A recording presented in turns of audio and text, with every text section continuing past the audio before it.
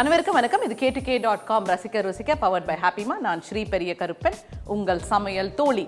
பார்த்துக்கிட்டு இருக்க அனைத்து நேயர்களுக்கும் ஹாப்பி ஓணம் வீக்.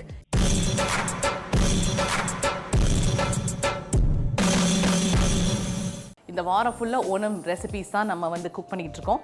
இன்றைக்கி நான் வந்து இன்டர்நேஷ்னல் குக் பண்ணக்கூடிய ஒரு நாள். என்னடா ஓணம், என்ன கேரளா டிஷ் குக் பண்ண போகிறேன் அப்படின்னு யோசிச்சுட்டு இருக்கீங்களா? ஒரு ஸ்லைட் ட்விஸ்ட்டோடு தான் பண்ண போகிறேன். ஒரு இன்டர்நேஷ்னல் டிஷ்ஷை எடுத்து அதை வந்து கேரளா ஸ்டைலில் ஃபினிஷ் பண்ண போகிறேன். இன்னொன்று வந்து ஜாக் ஃப்ரூட், அதாவது கேரளாவில் வந்து ரொம்ப ரொம்ப பாப்புலர், நம்மளோட சக்கை அப்படிம்பாங்க, பலாப்பழம், அதை வச்சு ஒரு ஃப்ரிட்டர் பண்ண போகிறேன். ஸோ ரெண்டுமே வந்து கேரளா சம்மந்தப்பட்ட டிஷ்ஷஸ் தான். ஃபஸ்ட்டு டிஷ் வந்து ஒரு முட்டை கறி.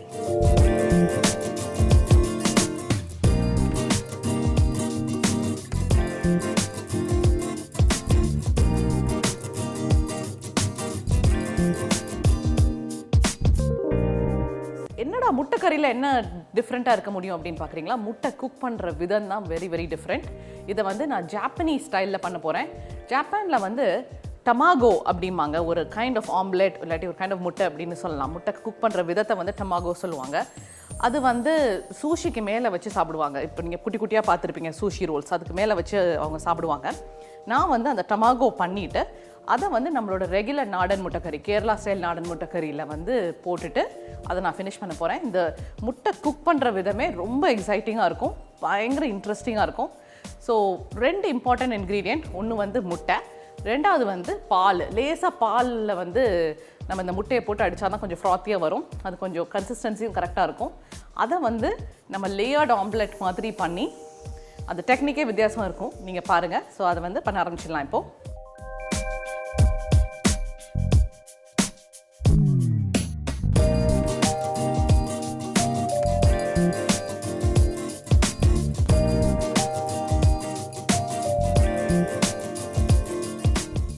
அதுக்கு வந்து ஒரு 3லேருந்து 4 முட்டை வேணும். ஒரு 4-5 பேருக்கு கரெக்டாக இருக்கும்னு வச்சுக்கோங்களேன், ஒரு 3லேருந்து 4 முட்டை எடுத்திங்கன்னா. ஸோ இதை வந்து ஃபஸ்ட்டு உடச்சிக்குவோம். ஓகே,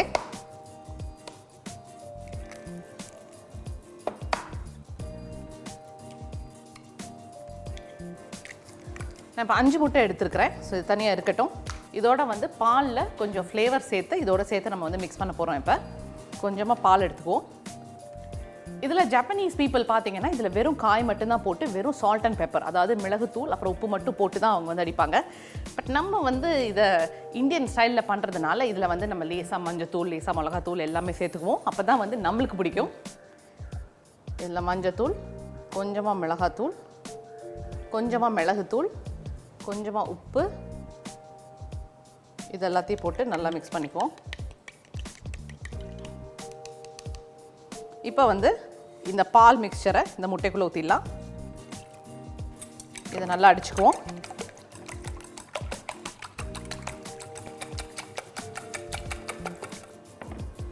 ஓகே, ஸோ முட்டையை வந்து நம்ம இப்போ நல்லா அடித்து வச்சுருக்கிறோம். இப்போ என்ன பண்ண போகிறேன் அப்படின்னு பார்த்தீங்கன்னா, ஒரு ஜன்னலிட்ட போட்டு இதை வடிகட்ட போகிறேன். நீங்கள் வந்து யோசிப்பீங்க நான் ஏன் வடிகட்டினேன்னு. இதை பார்த்தா உங்களுக்கு தெரியும், அந்த ஒயிட் பார்ட்டிகல்ஸாக இருக்குது பாருங்கள், அதுதான் வந்து முட்டையில் இருக்கிற கொலஸ்ட்ரால். ஸோ என்ன ஆகும்னா, நம்ம அடிக்கும்போது அது வந்து ஒழுங்காக அடிப்படாது. ஸோ ஜாப்பனீஸ் பீப்புள் எவ்வளோ ஸ்மார்ட்டான பீப்புள் பாருங்கள். முட்டை ஆம்லெட் போடும்போது அந்த ஆம்லெட்டை அடிச்சுட்டு அதை வந்து ஜல்லடையில் வச்சு வடிகட்டுறாங்க. அவங்களுக்கு அந்த உடம்புல அந்த கொலஸ்ட்ரால் போகக்கூடாதான். சான்ஸே இல்லைங்க, அதனால தான் அவங்கெல்லாம் ஒல்லியாக இருக்கிறாங்க. ஸோ அவங்க பண்ணுற ஸ்டைல்லே நம்ம வந்து இன்றைக்கி முட்டையை அடித்தாச்சு.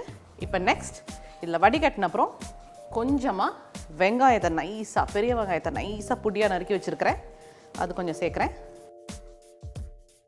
அப்புறம் கொஞ்சமாக குடமிளகா நறுக்கி வச்சுருக்கிறேன், பச்சை கலர் குடமிளகா, அதுவும் லேசாக சேர்க்குறேன்.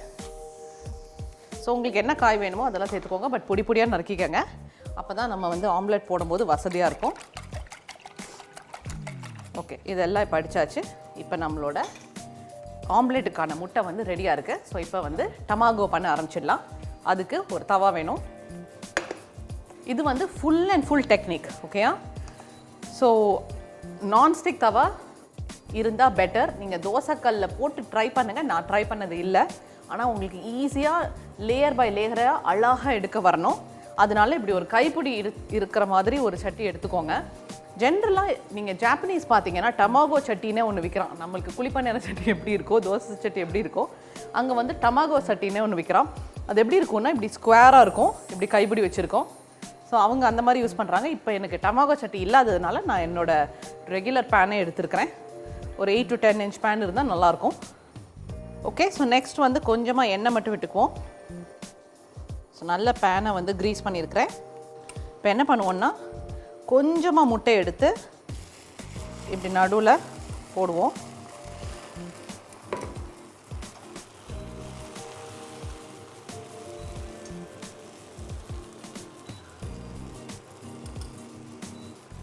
இது எல்லா லேயரும் தின்னாக ஸ்ப்ரெட் ஆனும். ஸோ ஃபுல்லாக க்ளோஸ் பண்ணிக்கோங்க, ஓட்டையெல்லாம் இருக்கக்கூடாது. கொஞ்சம் லோ தீயில் வச்சுக்கோங்க, ஹை தீயில் போட்டால் அடி பிடிச்சிரும்.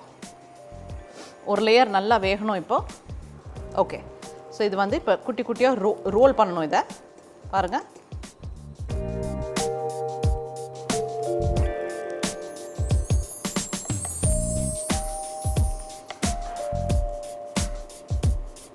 சூப்பர். இதை வந்து இப்போ ரோல் பண்ணியாச்சு. ஸோ இது வந்து ஒரு சைடு இப்போ ரோல் பண்ணியாச்சு, அதை இன்னொரு சைடு மூவ் பண்ணிக்குவோம். பண்ணிவிட்டு இப்போ என்ன பண்ணுவோன்னா திருப்பி கொஞ்சோண்டு எக்கை வந்து நடுவில் ஊற்றிட்டு, ஸோ வந்து இந்த எக் வந்து மேலே இருக்க லேயர் வந்து ஃபுல்லாக வந்து உங்களுக்கு குக் ஆகாது, சாஃப்டராக தான் இருக்கும். ஸோ நீங்கள் வந்து ஐயோ இது மேலே இருக்கிறது வேகலைன்னு நினைக்காதீங்க. நீங்கள் நம்ம உருட்ட அது உள்ளே வந்து ஃபுல்லாக வெந்துடும். பாருங்கள் எவ்வளோ சூப்பராக வருது. ஸோ இதே மாதிரி இன்னும் 2 லேயர் பண்ணி இதை ஃபினிஷ் பண்ணிக்கலாம். ஓகே, ஸோ நம்மளோட 2 முட்டையும் வந்து இப்போ பண்ணி கரெக்டாக இருக்குது. ஸோ கொஞ்சம் நேரம் ஆறணும். அதுக்குள்ளே வந்து நம்மளோட கறி பண்ண ஆரம்பிச்சிடலாம் நம்ம இப்போ. ஸோ கறி பண்ணுறதுக்கு ஃபஸ்ட் ஒரு கடாய் வச்சுக்குவோம். அதில் முதல்ல நம்ம ஊற்ற வேண்டியது வந்து தேங்காய் எண்ணெய். இந்த பர்டிகுலர் ஸ்டைல் எக் கறி தான் வந்து ஸ்ரீலங்கன்ஸும் பண்ணுறாங்க. பட் எக்கு வந்து நம்ம ஊரில் பண்ணுற மாதிரி அவிச்சு தான் போடுறாங்க. பட் இந்த பண்ணுற கிரேவி ஸ்டைல் வந்து கேரளாலையும் பார்த்துருக்குறேன், ஸ்ரீலங்காலையும் பார்த்துருக்குறேன். ஸோ வெரி சிமிலர் கறி. தேங்காய் பால் வச்சே ஃபுல்லாக கறி பண்ணுறாங்க அவங்க. அதாவது பாலை விட்டுட்டு ஃபர்ஸ்ட் பண்ணிவிட்டு அப்புறம் கடைசியாக 2வது பால் விட்டு ஃபினிஷ் பண்ணுறாங்க. ஸோ ரொம்ப டேஸ்டியான கறி. உங்களோட சாத்துக்கும் நல்லாயிருக்கும். நீங்கள் பரோட்டா பண்ணுறீங்க, சப்பாத்தி பண்ணுறீங்கன்னா கூட அதுக்கும் ரொம்ப ரொம்ப நல்லாயிருக்கும். ஸோ இந்த பர்டிகுலர் கறிக்கு வந்து நம்ம நிறைய வந்து இஞ்சி வந்து யூஸ் பண்ணணும். ஸோ இஞ்சியை வந்து என்ன பண்ணிக்குவோம்னா நைஸாக நல்லா திருகிக்குவோம். இதை அரைக்கிறத விட நம்ம இதை நல்லா திருகி போட்டோம்னா டேஸ்ட் நல்லாயிருக்கும். ஸோ இதை கிரேட் பண்ணிக்கலாம். ஸோ கொஞ்சம் கூடுதலாகவே உங்களுக்கு தேவைப்படும். ஒரு 1.5 inch பீஸ் இஞ்சி எடுத்துக்கலாம். நம்மளுக்கு எண்ணெய் நல்லா காஞ்சிருச்சு. ஸோ ஃபஸ்ட்டு கடுகு போட்டுருவோம். அப்புறம் நம்ம இந்த திருகி வச்சுருக்கிற இஞ்சி, அப்புறம் வெங்காயம் நல்லா பொடி பொடியாக நறுக்கி வச்சுருக்கிறேன். ஒரு 3 பெரிய வெங்காயம் நறுக்கி வச்சுருக்கிறேன், அதையும் சேர்க்குறேன். இது நல்லா இப்போ ப்ரௌனாக வதங்கணும். ஓகே, இதோட என்ன பண்ணுவோன்னா ஒரு பெரிய தக்காளி மட்டும் உள்ளே சேர்த்துக்குவோம். இதில் தக்காளியோட ஃப்ளேவர் வந்து கொஞ்சம் கம்மியாக தான் இருக்கணும், வெங்காயம் தான் ஜாஸ்தி இருக்கும். ஸோ இவ்வளோ பெரிய தக்காளியாக இருக்குது. ஸோ மேபி ஒரு பாதி சைஸ் தக்காளி போட்டுக்கிறேன் இதில்.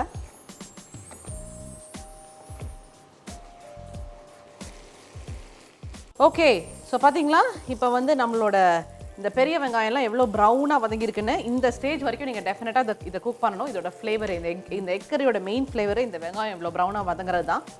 ஸோ இது வதங்கியாச்சு. இந்த ஸ்டேஜில் என்ன பண்ணுவோன்னா 2 பச்சை மிளகா, அதை மட்டும் நம்ம கீரி உள்ளே போட்டுக்குவோம். அதோட கொஞ்சோண்டு கருவேப்பிலை. ஸோ இப்போ கொஞ்சம் எல்லாத்தையும் சைடில் தள்ளிட்டு நம்ம நடுவில் என்ன பண்ணுவோம், கொஞ்சோண்டு மஞ்சத்தூள், அப்புறம் ஒரு 1/2 டீஸ்பூன் மிளகாத்தூள், அப்புறம் ஒரு 1/2 டீஸ்பூன் மல்லித்தூள். இது எல்லாத்தையும் போட்டு நல்லா வறுத்துக்குவோம் நடுவில். ஓகே, அப்புறம் கொஞ்சோண்டு மிளகுத்தூள், அப்புறம் கொஞ்சோண்டு கரம் மசாலா. ஸோ கொஞ்சம் கரம் மசாலா இப்போ போடுங்க. கடைசியாக நம்ம தேங்காய் பால் ஊற்றிட்டு இன்னும் கொஞ்சம் கரம் மசாலா சேர்த்துக்கலாம். ஓகே, ஸோ இப்போ எல்லாம் வந்து இப்போ சேர்ந்தாச்சு. கடைசியாக நம்ம சேர்க்க வேண்டியது வந்து உப்பு. ஓகே, ஸோ இப்போ என்ன பண்ணுவோம், 2வது தேங்காய் பால் இருக்கு இல்லையா, கொஞ்சம் தண்ணி தேங்காய் பால், அதை வந்து இதில் ஊற்றுவோம். இப்போ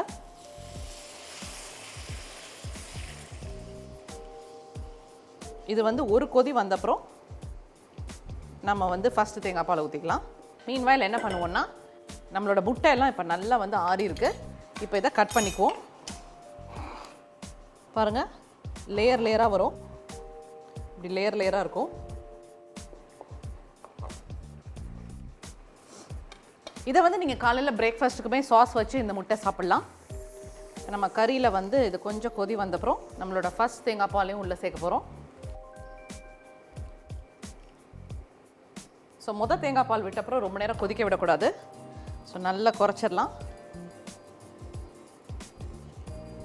இப்போ என்ன பண்ணுவோம், லேசாக கரம் மசாலா மட்டும் சேர்ப்போம். ஓகே, ஸோ நம்மளோட முட்டை கிரேவி வந்து இப்போ ஆல்மோஸ்ட் ரெடி ஆகிடுச்சு. இப்போ டேஸ்ட் மட்டும் பார்த்துக்கலாம் நம்மளோட முட்டை கிரேவிக்கு.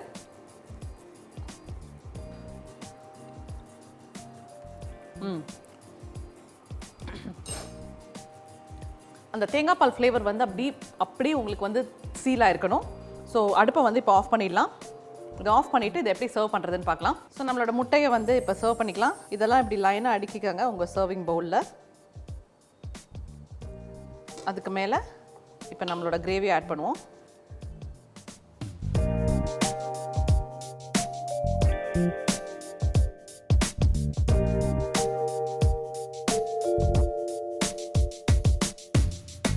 டமாகோ இன் கேரளா குழம்பு பண்ணுறதுக்கு முட்டையை நல்லா அடிச்சுக்கிட்டு அது கூட வெங்காயம், கொடமிளகாய் இது ரெண்டையும் சேர்த்து மறுபடியும் அடிக்கணும். அடுத்து பாலில் மஞ்சள் தூள், மிளகாய்த்தூள், மிளகுத்தூள், உப்பு சேர்த்து கலந்து அடித்த முட்டையில் சேர்த்து அடித்து ஜல்லடையில் ஊற்றி வடிகட்டி வச்சுக்கணும். அடுத்து தவால எண்ணெய் தடவி முட்டை கலவையை ஊற்றி வேக விட்டு ரோல் பண்ணி பேன்லேயே ஓரமாக வச்சுட்டு மறுபடியும் முட்டையை ஊற்றி ரோல் பண்ணணும். இது மாதிரி 2 லேயர் ஊற்றி ரோல் பண்ணி எடுத்து கட் பண்ணி வச்சுக்கணும். அடுத்து கடாயில் தேங்காய் எண்ணெய் விட்டு கடுகு, இஞ்சி, வெங்காயம், தக்காளி சேர்த்து நல்லா வதக்கி கருவேப்பிலை, மஞ்சள் தூள், மிளகாய்த்தூள், மல்லித்தூள், மிளகுத்தூள், கரம் மசாலா தூள், உப்பு, 2வது எடுத்த தேங்காய் பால் இதெல்லாம் சேர்த்து கொதிக்க விடணும். அடுத்து தேங்காய் பால், கரம் மசாலா தூள் சேர்த்து கிளறுனா கிரேவி ரெடி. இப்போது இந்த கிரேவியை முட்டைக்கு மேலே ஊற்றுனா டமாகோ இன் கேரளா குழம்பு ரெடி. ஸோ நம்மளோட சூப்பரான முட்டை கிரேவி வந்து ரெடி ஆகிடுச்சு. ஓணம் வீக்கில் இருக்கிறோம். அருமையான ஒரு இன்டர்நேஷ்னல் டிஷ், அதாவது ஃபியூஷன்னு சொல்லணும். டமாகோ எக் வச்சு ஒரு எக் கறி வந்து முடிச்சாச்சு. ஸோ நெக்ஸ்ட் நான் பண்ண போகிறது வந்து இந்த ஜாக் ஃப்ரூட் வச்சு, அதாவது நம்மளோட பலாப்பழம் இது வச்சு ஒரு ஸ்டார்டர்னு வச்சுக்காங்க, ஈவினிங் ஸ்நாக்னு கூட வச்சுக்காங்க.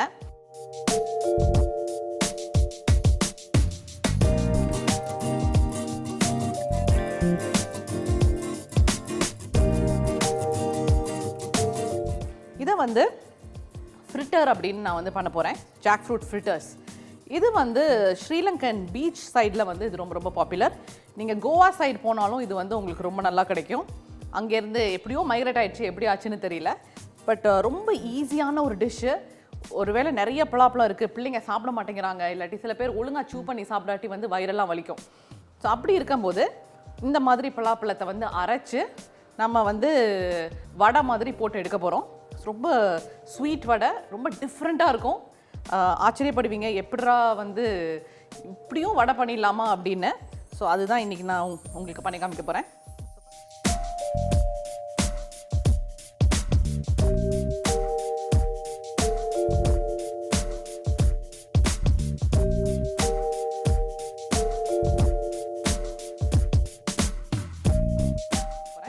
ஸோ ஃபஸ்ட் என்ன பண்ணுவோன்னா, இந்த பலாப்பழத்தை மிக்சியில் போட்டு நல்லா அரைச்சிக்குவோம்.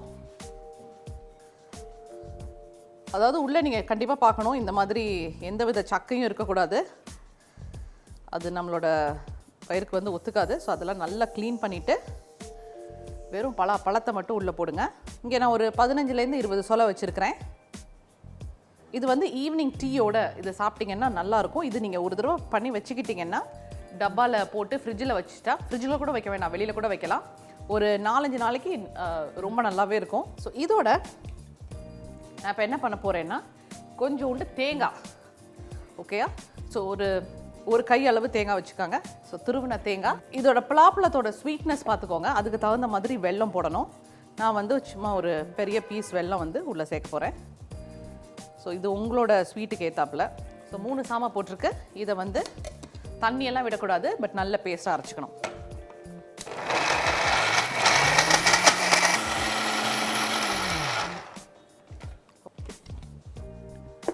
ஸோ இது ஒரு நல்ல பேஸ்ட்டாக அரைச்சாச்சு. ஸோ இந்த அரைச்சது வந்து இப்படி சைடில் இருக்கட்டும். நெக்ஸ்ட்டு வந்து நம்ம வறுத்து இருக்கிறதுக்கு சட்டியில் எண்ணெய் காய போட்டுடலாம். ஏன்னா அதுதான் டைம் ஆகும். நம்ம மாவு பண்ணுற வேலை ஈஸி. எண்ணெய் இந்த சைடு நல்லா காயட்டும். இப்போ நான் என்ன பண்ண போகிறேன்னா இன்னொரு சின்ன மிக்ஸி ஜாரில் இதுக்குள்ளே கொஞ்சோண்டு பாதாம் அண்ட் முந்திரி போட்டு அரைக்க போகிறேன். சும்மா கொஞ்சமாக முந்திரி கொஞ்சமாக பாதாம். இது வந்து ஆப்ஷனல் தான், வேணும்னா சேர்க்கலாம், வேணாட்டி விட்டுடலாம். பட் போட்டிங்கன்னா ரொம்ப ரொம்ப நல்லாயிருக்கும்.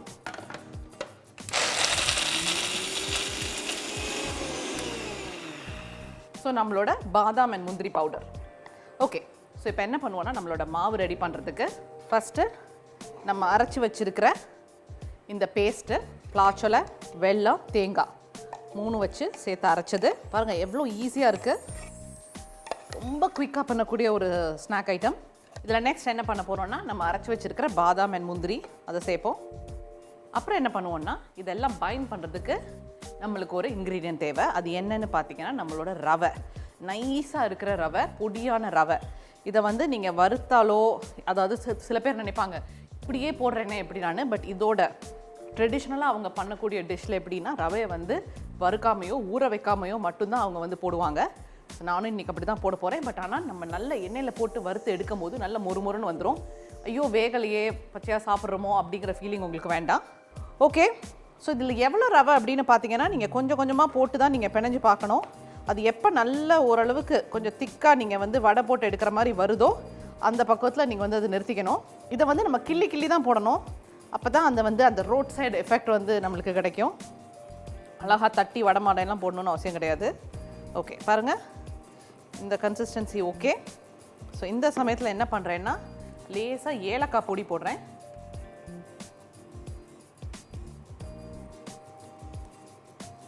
அப்புறம் ஒரு அரை டீஸ்பூன் நெய். ஓகே பாருங்கள், எல்லா அருமையான சாமானும் உள்ளே சேர்ந்துருக்குது இந்த மாவில்.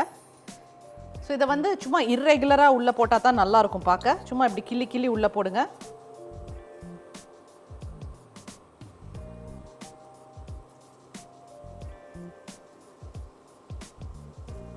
ஸோ இது வந்து பீச்சில் உட்காந்துக்கிட்டு அப்படி சாப்பிட்டுட்டு இருந்தால் சூப்பராக இருக்கும். ஸோ என்னைக்காவது இப்போ வந்து ரெய்னி சீசன் ஆரம்பிக்க போகுது, மழை நல்லா பெய்ய போகுது.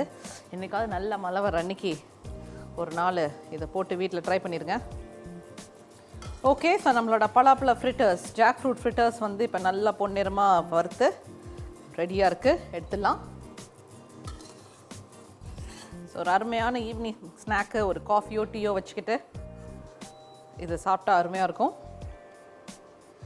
ஓகே, இப்போ வந்து இந்த ஜாக் ஃப்ரூட் ஃப்ரிட்டர்ஸையும் நம்ம சர்வ் பண்ணிடலாம். நம்மளோட பீச் சைடு எஃபெக்ட் வேணும் இல்லையா, நம்ம அங்கே சாப்பிட்ற மாதிரி ஒரு எஃபெக்ட் வேணும் அப்படிங்கிறதுக்காக நான் இப்போ நியூஸ் பேப்பர்லாம் வச்சுருக்கிறேன் நம்மளோட கிளாஸில். ஸோ இதை உள்ளே வச்சு நம்ம சர்வ் பண்ணிக்கலாம்.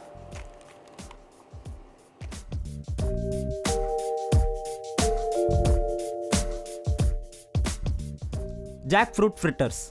ஜாக் ஃப்ரூட் ஃப்ரிட்டர்ஸ் பண்ணுறதுக்கு மிக்சியில் பலாப்பழம், தேங்காய், வெல்லம் இது 3த்தையும் சேர்த்து அரைச்சிக்கணும். இது கூட அரைச்ச பாதாம் முந்திரி பவுடர், ரவை இது 2யும் சேர்த்து பிசைஞ்சு, ஏலக்காய் பொடி, நெய் சேர்த்து நல்லா பிசைஞ்சு கொஞ்சம் கொஞ்சமாக எண்ணெயில் போட்டு வறுத்து எடுத்தா ஜாக் ஃப்ரூட் ஃப்ரிட்டர்ஸ் ரெடி.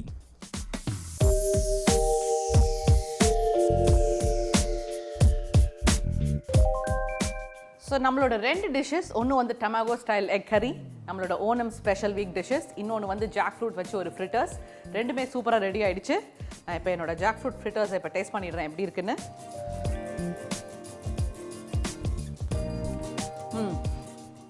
நல்லா மொறுமொறுன்னு இருக்குது. இதில் சில பேர் வந்து ரவை வந்து உங்களுக்கு கம்ஃபர்டபுளாக இல்லை, இந்த மாதிரி ரா இருக்கிற மாதிரி இருக்குன்னு ஃபீல் பண்ணிங்கன்னா நீங்கள் என்ன பண்ணலாம், அவங்கள்ட்ட நான் கேட்டேன், நான் வந்து சாப்பிடும்போது அவங்கள்ட்ட கேட்டேன், அவங்க ஸ்டைலில் இப்படி தான் பண்ணுவாங்க. அவங்க என்ன சொன்னாங்கன்னா ரவையை எடுத்து ஒரு கப் பாலில் வந்து ஒரு 1 or 2 hours ஊற வைக்க சொல்கிறாங்க. அது நல்ல முதுமி வந்தப்புறம் சும்மா லேஸ், அதாவது ஒரு கப் ரவை எடுத்திங்கன்னா அதை வந்து அது வந்து நனையிற அளவுக்கு ஊற வச்சுட்டு ஒரு 2 மணி நேரம் கழித்து இந்த நம்ம பேட்டர் பண்ணும்போது அந்த ஊறின ரவையை வச்சு உள்ளே போட்டு பிணைஞ்சு அப்புறம் வந்து நீங்கள் வந்து ஃப்ரிட்டர்ஸ் போடலாம். ஸோ 2 விதமாக இதை நீங்கள் பண்ணலாம். இது டெஃபினட்டாக வீட்டில் ட்ரை பண்ணி பாருங்கள்.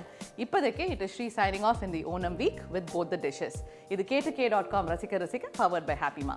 பாய்.